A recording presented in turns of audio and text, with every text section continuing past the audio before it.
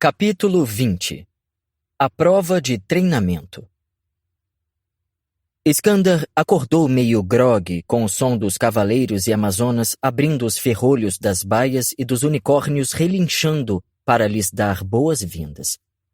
Uma enorme gota de saliva de unicórnio caiu em sua bochecha e, ainda meio dormindo, ele percebeu que Sorte do Maroto estava mastigando um tufo de seu cabelo, que, por sorte, continuava preso à cabeça. Ele só estava com um dos tênis no pé e viu que o outro havia sido destroçado por Maroto durante a noite. O unicórnio finalmente tinha conseguido. O que você está fazendo aí? A voz de Jaime chegou aos ouvidos de Iskandar. O ferreiro fechou a porta da baia e Iskandar fez uma careta de dor. A cabeça doía de tanto chorar e por conta das poucas horas de sono. Bob o havia levado para a baia de Maroto? Não conseguia se lembrar. E a que horas tinha sido aquilo? De súbito, ele se sentou. A mãe.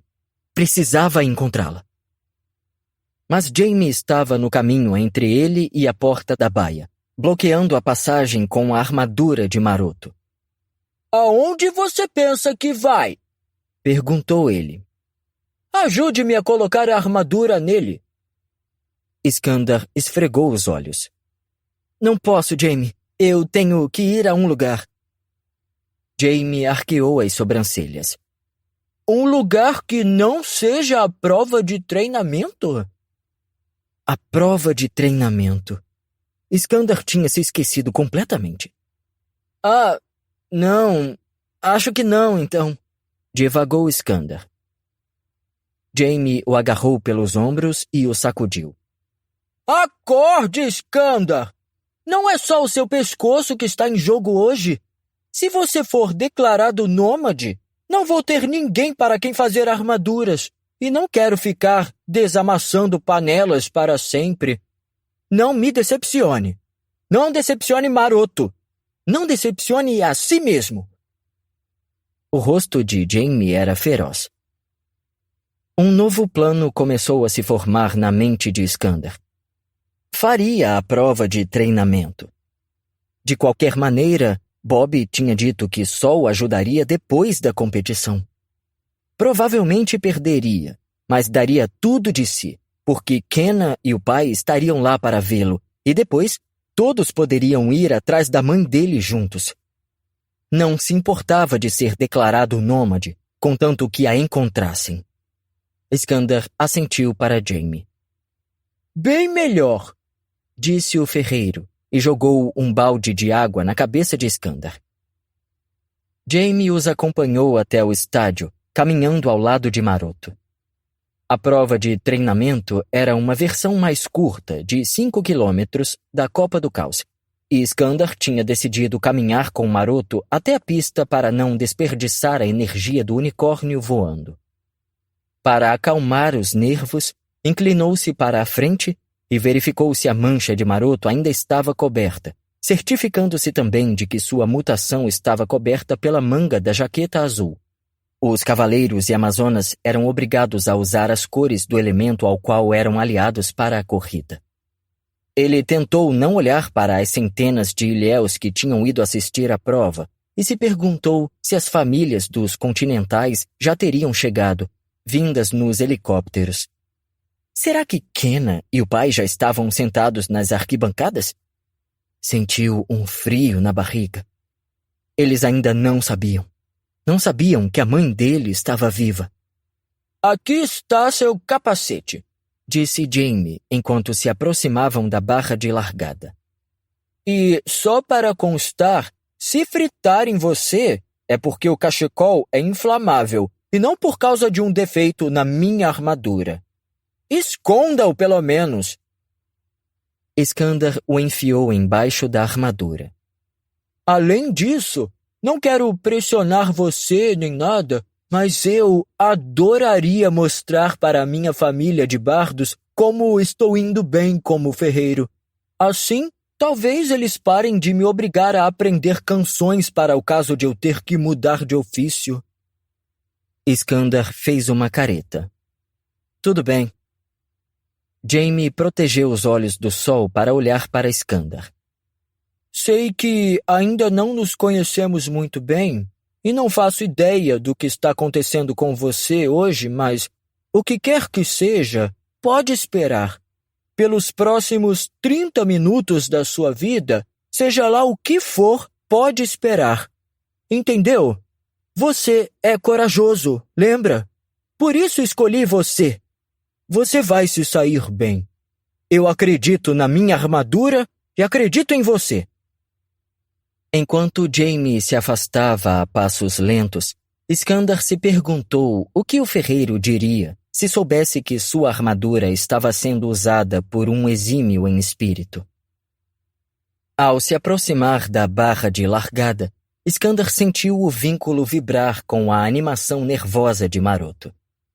O unicórnio não parava de bufar, expelindo faíscas, a cabeça e o chifre erguidos enquanto olhava para a pista de corrida, as tendas dos curandeiros esvoaçando na brisa e a multidão reunida dos dois lados das cordas.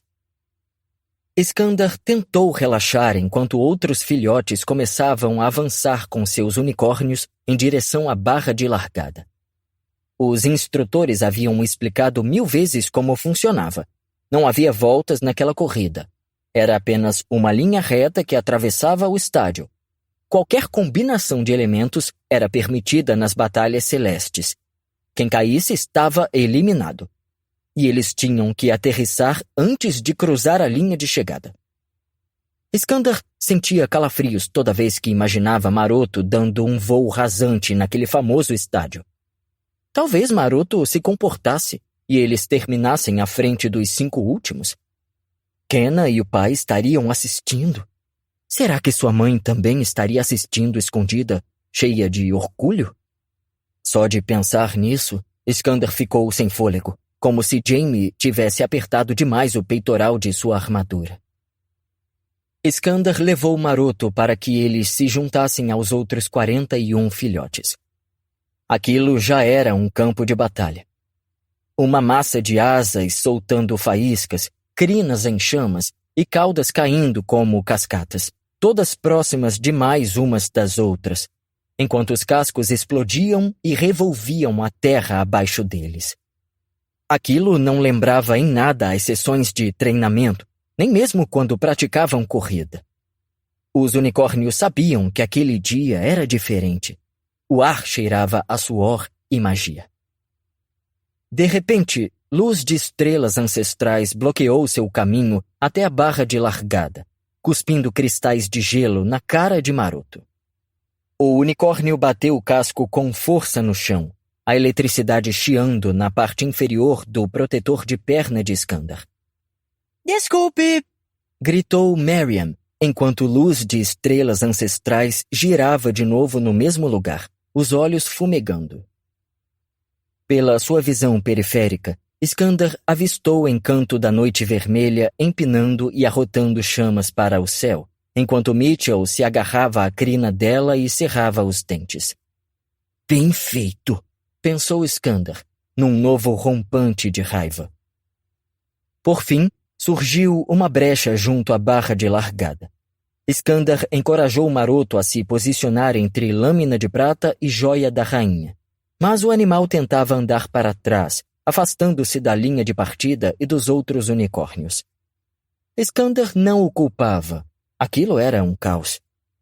Você está bem? Gritou Flo para ele, enquanto uma fumaça espessa se desprendia das costas prateadas de lâmina. Skandar não respondeu. Ela havia ficado do lado de Mitchell. Joia da rainha empinou ao lado de Maroto, que respondeu sacudindo a cabeça com agressividade. Cuidado! Gritou Gabriel, afastando Joia bruscamente da barra para evitar o chifre de Maroto. Que bom ver você aqui! Gritou Bob através do capacete, enquanto Falcão tomava o lugar de Joia. Falcão parecia estranhamente serena em comparação com os outros unicórnios ao seu redor. Os bramidos e grunhidos dos unicórnios ficaram ainda mais altos. O ar estava tão carregado de magia que era difícil respirar. O estômago de Skandar dava cambalhotas, as mãos tremiam nas rédeas. Maroto parecia inquieto, mudando o peso de um casco para o outro, as extremidades das asas soltando faíscas elétricas, depois chamas e faíscas de novo. As emoções de ambos giravam num turbilhão, medo, entusiasmo, fúria e ansiedade, e Skandar não tinha mais certeza de qual sentimento era de quem. Ele estava tão perto de Flo e Bob, uma de cada lado, que os joelhos blindados de suas armaduras raspavam uns contra os outros. 10 segundos! Gritou uma voz oficial no alto-falante. Skandar tentava desesperadamente se lembrar de qual tinha sido sua estratégia para a corrida quando o apito soou. Houve um rangido e um estrondo alto quando a barra de largada foi levantada. Skandar nunca tinha visto Maroto se mover tão rápido. Ele decolou depois de apenas 3 trotes, as asas se abrindo com um solavanco. Skandar segurou firme nas rédeas e agarrou a crina negra do unicórnio. Eles estavam voando pela pista em direção ao marcador flutuante do 1º quilômetro. Maroto estava no grupo do meio. Na liderança, Flo e Lâmina travavam uma batalha com Mabel e Lamúria Marítima. Bob e Falcão, não muito atrás, avançavam a toda velocidade pelo ar. Skandar avistou Lawrence e Chefe Venenoso despencando em espiral em direção ao solo, Vermelha voando logo acima deles, a mão de Mitchell emitindo um brilho escarlate. Houve uma explosão e um grito atrás de Skandar. Ele não tinha certeza se vinha de um unicórnio ou de seu cavaleiro ou amazona, seguido por um clarão. Em seguida, Caçadora do Crepúsculo abria caminho pelo ar, e a palma da mão de Alastair emitia um brilho azul bem ao lado do ombro direito de Maroto. A mão de Skandar começou a emitir um brilho verde, mas o esforço para controlar o elemento espírito fez com que seu escudo de areia não surgisse a tempo, e Alastair lançou um jato de água bem no ombro de Skandar. À medida que Maroto perdia velocidade, ficando atrás de Caçadora do Crepúsculo, a água espumava das asas da unicórnio e as ondas se moviam pelo ar, empurrando Maroto ainda mais para trás. A única opção de Skandar era fazer Maroto voar mais alto, evitando o ataque de Caçadora e o cheiro salgado da magia da água que entupia suas narinas. Maroto guinchou para a Caçadora enquanto a unicórnio avançava. Ele sabia que haviam perdido uma distância preciosa e estava desesperado para usar o elemento espírito. Skandar sentia a palma da mão pulsando, como se Maroto estivesse tentando forçar o elemento a aparecer nela. Não! Gritou Skandar, e Maroto rugiu de volta. O unicórnio empinou no ar, os cascos se iluminando com o branco do elemento espírito, e ele parou de voar para a frente. Mais unicórnios os ultrapassaram. Por favor, Maroto, não faça isso! Não com todas essas pessoas assistindo! Eles vão nos matar! Mas Skandar podia sentir a raiva de Maroto vibrando no vínculo e em seu coração. O unicórnio ia vencer a corrida e não se importava com o que seu cavaleiro queria. Bem, isso vai ser super divertido! Ladra Redemoinho havia se virado para Maroto em pleno ar. Amber tinha uma expressão maníaca no rosto. Seus dentes estavam à mostra e a estrela de sua mutação zumbia com a eletricidade em sua testa. E então, da sua palma, surgiu um tornado que avançou direto na direção de Skandar. Ele tentou invocar algum elemento, qualquer elemento permitido, mas Maroto bloqueou todos eles. Tentou fazer com que o animal voasse para baixo para desviar do ataque, mas ele empinou e relinchou, sacudindo a cabeça de um lado para o outro. Para não cair, Skandar não teve escolha a não ser abraçar o pescoço agitado de Maroto com força e esperar que o tornado de Amber os atingisse. Então, vindo do nada, ele viu o encanto da noite vermelha. Àquela altura, Mitchell e Vermelha estavam bem à frente deles, mas por algum motivo, a unicórnio estava agora voando de volta para Maroto. Amber! Gritou Mitchell e ela se virou, montada em Ladra. Não tinha ouvido Vermelha chegar por trás dela. Você vai mesmo querer lutar comigo, Mitico? Zombou ela e ergueu a palma da mão para atacar. Mas Mitchell foi mais rápido. Chamas explodiram de sua palma e atingiram o flanco de Ladra, enquanto Vermelha lançava bolas de fogo, o cheiro de fumaça da magia enchendo o ar.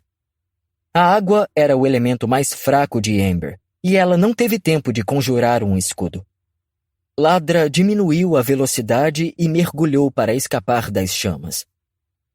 O tornado de Amber passou roçando pelo casco esquerdo de Maroto. Depois, desviou na direção oposta quando ela perdeu o controle. Numa fração de segundo, Mitchell mudou para o elemento terra e lançou uma saraivada de pedras para baixo. Elas atingiram a cauda do tornado de Amber, voando a toda velocidade na direção de Ladra. Os olhos de Amber se arregalaram em choque. A garota não esperava que sua própria magia fosse usada contra ela. As pedras pontiagudas perseguiram Ladra redemoinho até o chão. Isso é por... Vem por tudo! Gritou Mitchell atrás dela. O que você está fazendo? Gritou Skandar. Vermelha batia as asas ao lado de Maroto. Ao redor deles, batalhas celestes eram travadas, com detritos e magia voando em todas as direções. O rosto de Mitchell estava coberto de cinzas e terra. Garantindo que você não seja declarado nômade! Mas você estava na frente! Gritou Skandar, incrédulo. Ele sabia quanto Mitchell queria impressionar o pai. Vou atrasá-lo! Faça em mim! De jeito nenhum! Mitchell tirou as rédeas de Maroto das mãos de Skandar e passou-as por cima do chifre do unicórnio negro. Maroto guinchou, confuso, as asas batendo furiosamente. Eu cuido de você, você cuida de mim, lembra? Além disso, Vermelha nunca me perdoaria se perdesse Maroto. Skandar não podia nem imaginar quanto havia custado a Mitchell, que sempre seguia o plano, que adorava regras e que gostava de fazer tudo na ordem correta, dar meia volta e voar na direção contrária da pista. Deixe comigo, disse Mitchell, segurando as rédeas de Skandar. Não tente fazer nenhuma magia. Eu protejo vocês dois. Siga a Vermelha e voe o mais rápido que puder. Vermelha relinchou, aflita, para o amigo, e Maroto bramiu de volta. Skandar não sabia o que eles tinham dito um ao outro, mas seu unicórnio finalmente começou a voar para a frente, e rápido. Eles se esquivaram do pedregulho voador de Zack, mergulharam para desviar da explosão de fogo de Niam, voaram sobre tentáculos de eletricidade se contorcendo no ar e seguiram em frente. Vermelha e Maroto bramiram juntos quando passaram pelo marcador flutuante do último quilômetro. Eles sabiam que a linha de chegada estava próxima. No momento em que Mitchell estava disparando bolas de fogo em Colby e Príncipe de Gelo, a sombra de um unicórnio encobriu o céu acima de suas cabeças. Mitchell! Gritou Skandar em meio ao som do bater das asas de seus unicórnios. Estou meio ocupado agora! Gritou Mitchell em resposta, enquanto lançava uma última explosão sobre Príncipe. O escudo de água de Colby tremeluziu, estremeceu, e em seguida se desfez, jorrando do céu e deixando o caminho livre para Vermelha e Maroto avançarem. É melhor eu passar pela minha mutação depois disso! Gritou Mitchell para Skandar. O que você estava dizendo? Mas a pergunta de Mitchell morreu na garganta quando ele também viu o unicórnio mais poderoso do mundo se precipitando em direção à arena. Geada da Nova Era. Não consigo ver para onde ele foi! Gritou Skandar, em pânico. O ar estava tão cheio de fumaça e detritos que o unicórnio cinza havia desaparecido completamente. A multidão explodiu em aplausos ao ver vários filhotes começarem a cruzar a linha de chegada. Temos que aterrissar! Gritou Mitchell quando o estádio apareceu diante deles. Eles voaram sobre um mar de rostos virados para cima, os chifres de Maroto e Vermelha apontando para a areia. Maroto grunhiu quando seus cascos tocaram o solo, a metros da linha de chegada. Mitchell jogou as rédeas de Maroto para Skandar, e os dois garotos esporearam seus unicórnios o mais forte que puderam para que eles percorressem o trecho final da pista. Aplausos e gritos irromperam da multidão quando Mitchell e depois Skandar passaram a galope sob o arco. Skandar não tinha ideia se havia terminado entre os 5 últimos ou não. Ninguém estava fugindo. Não havia sinal de pânico. Será que eles tinham imaginado geada da nova era? Então Skandar viu Flo. Ele saltou de Maroto, tirou o capacete e correu na direção dela, que estava agachada logo depois da linha de chegada. A garota estava tentando se fazer ouvir em meio aos gritos e aplausos da multidão alheia a tudo. Skandar teve a sensação de que já havia vivido aquele momento antes. Estava de novo em Moorgate, assistindo à Copa do Caos, ouvindo seu pai dizer: "Tem alguma coisa errada!" A fumaça se extinguindo, a escuridão se dissipando.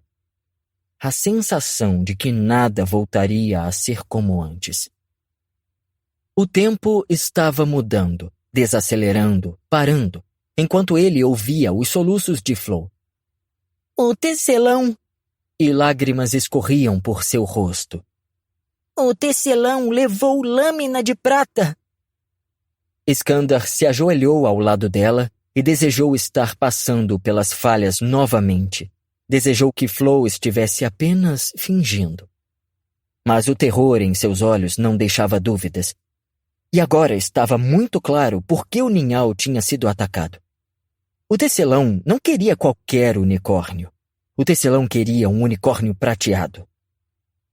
Bob e Mitchell os alcançaram, tiraram o capacete e os 4 cavaleiros ficaram agachados, as brigas anteriores deixadas para trás.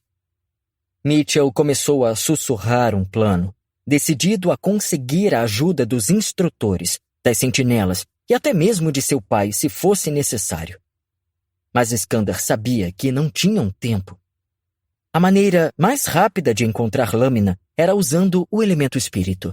E isso significava que ninguém mais poderia estar envolvido. Skandar montou em Maroto e Flo montou também, sentando-se na frente dele. No bolso, a palma da mão de Skandar brilhava com toda a força do elemento espírito e o vínculo de Flo, um verde escuro e brilhante característico do elemento terra, brilhou em seu coração como um holofote. Em meio aos aplausos da multidão, unicórnios exaustos circulavam pelo estádio, curandeiros atendiam os feridos e cavaleiros se abraçavam. Então, quando o quarteto saiu em disparada da área dos cavaleiros e amazonas, ninguém prestou atenção neles. Eles galoparam pelos arredores de 4 pontos, com medo de voar e serem vistos lá de baixo. Os cascos de seus unicórnios trovejaram pelas ruas, depois por caminhos de terra e pelo solo da floresta, até chegarem aos confins mais distantes das terras selvagens. Skandar abraçava a cintura de Flo com força, sentindo a cota de malha fria sobre a mutação em seu braço, enquanto Maroto avançava com estrépito. Eles não falaram do que se vincular a um unicórnio de prata significaria para o tecelão. Não era necessário. Concentrado em seguir o vínculo de Flo, Skandar mal reparou em como as terras selvagens eram diferentes. Enquanto 4 pontos e o ninhal eram exuberantes e saudáveis, as terras selvagens eram estéreis e ermas. Grupos de árvores sem folhas pontuavam uma planície abrasada pela magia elementar. O solo era rachado e poeirento, e não havia praticamente nenhuma mísera folha de grama à vista. Iskander se lembrou das imagens que havia visto sobre a extinção dos dinossauros. Talvez alguns dos unicórnios selvagens fossem tão velhos quanto eles. Falta muito! E a voz de Bob parecia abafada. A princípio, Iskander pensou que ela estivesse apenas tremendo. Um vento gélido soprava, e nem mesmo as penas nos braços de Bob conseguiriam protegê-la do frio. Mas então, Iskander olhou de soslaio para a amiga. Bob estava curvada sobre as costas de Falcão, com a mão no peito, arquejando enquanto tentava respirar. Iskander agarrou uma das rédeas de Falcão para que ela diminuísse o passo. Por que estamos parando? Perguntou Flo. O que houve? Gritou Mitchell, vermelha relinchando quando ele parou de repente. Iskander os ignorou e virou Maroto para ficar asa a asa com Falcão. Respire fundo, Bob, orientou ele. Respire fundo até passar. Concentre-se em Falcão. Concentre-se no vínculo. A respiração ofegante de Bob ecoou no silêncio das terras selvagens. Falcão virou a cabeça cinza e olhou fixamente para sua amazona, emitindo ruídos graves para confortá-la. Precisamos de você, Bob. Você consegue. Encorajou-a Iskander. E cada uma daquelas palavras era verdade. Se quisessem ter alguma chance de recuperar Lâmina de Prata, precisavam lutar juntos. O que houve? Ela está... Iskander balançou a cabeça para Flo. Mitchell, pela primeira vez, ficou calado. A respiração de Bob foi se suavizando e, por fim, ela conseguiu se levantar. Com a franja grudada na testa por causa do suor, ela respirou fundo até se acalmar. Você está bem? Perguntou Iskander. Podemos continuar? Bob assentiu, um pouco trêmula. Nem os unicórnios selvagens conseguiriam me deter. Nesse momento, um guincho agudo cortou a planície. É Lâmina! Gritou Flo. Vamos! Maroto, Falcão e Vermelha também pareceram reconhecer o grito do unicórnio e começaram a responder. Os guinchos de lâmina vinham de uma pequena colina à frente. Não havia nada além de solo seco e poeira, mas um aglomerado de árvores secas coroava o topo. E o vínculo de Flo estava brilhando até ele. Iskander! Perguntou Mitchell. É aqui? E agora? Qual é o plano? Como vamos? Mitchell, não temos tempo! Retrucou Bob com a voz um pouco rouca. Entramos! Pegamos Lâmina de Prata! Saímos! É isso! Esse é o plano! Iskander teve que concordar com Bob, porque mesmo que também preferisse ter algum tipo de plano, não conseguia formular nenhum. Os pensamentos davam voltas e mais voltas em sua mente. Eles cara a cara com o tecelão. O tecelão atacando o continente com um unicórnio de prata. Kenna gritando, seu pai correndo. Erika Everhart. E se fosse verdade? Não conseguia decidir do que tinha mais medo. Outro guincho ecoou pelas terras selvagens. Vamos! Gritou Flo. E como se compreendesse o desespero dela, Maroto galopou até o alto do morro, com Vermelha e Falcão atrás dele, abrindo caminho por entre as árvores. A primeira coisa que Iskander viu foi Lâmina de Prata, o vínculo verde brilhante indo de seu peito até o de Flo. O unicórnio chamava a atenção em qualquer lugar, mas ainda mais naquela desolação incolor. Grossas trepadeiras prendiam seu tronco, seu pescoço e sua cabeça, amarrando-o a duas árvores. Ele parecia abatido e sonolento em comparação com sua energia de sempre. Será que já era tarde demais? Então Lâmina encarou Flo com seus olhos escuros e ficou fora de si, rugindo, bramindo e tentando se desvencilhar das trepadeiras. Flo saltou das costas de Maroto e correu na direção dele, o cabelo negro e prateado flutuando ao vento.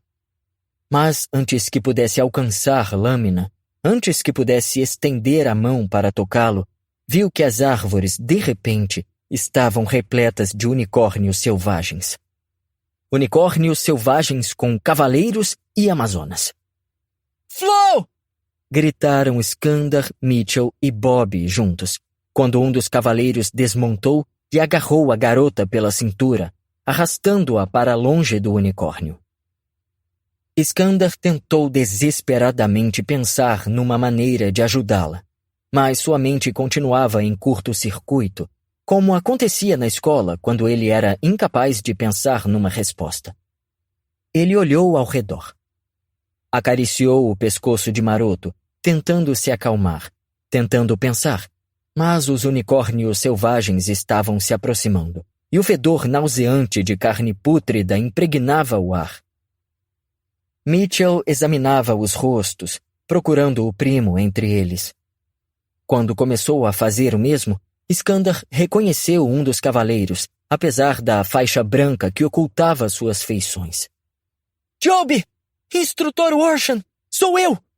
Chamou ele, enquanto as criaturas em decomposição se moviam para bloquear cada abertura entre as árvores. O cabelo de Joby não estava mais preso no rabo de cavalo.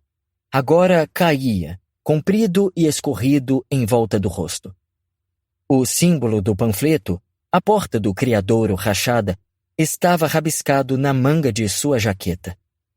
Ele encarou Skandar, com os olhos de um azul intenso que contrastava com a mancha branca de tinta em seu rosto, mas não havia nenhum calor neles.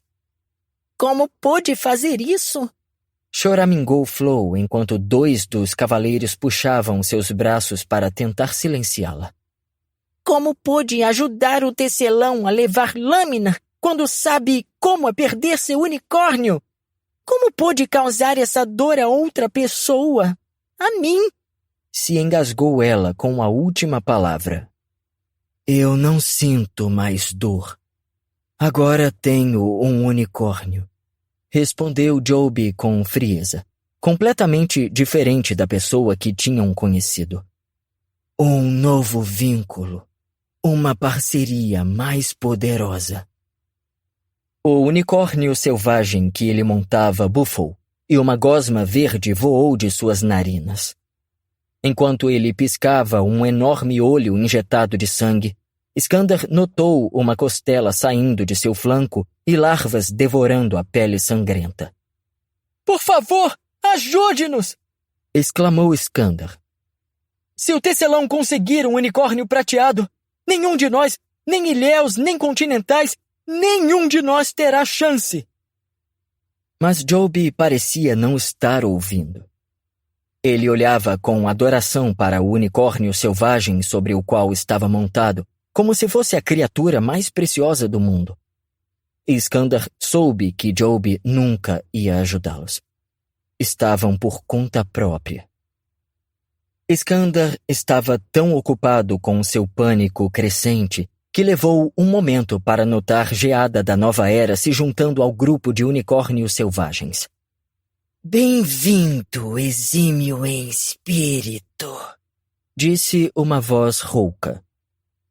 O tecelão, envolto em seu manto negro, levantou um dedo longo e ossudo e apontou diretamente para o coração de Skandar.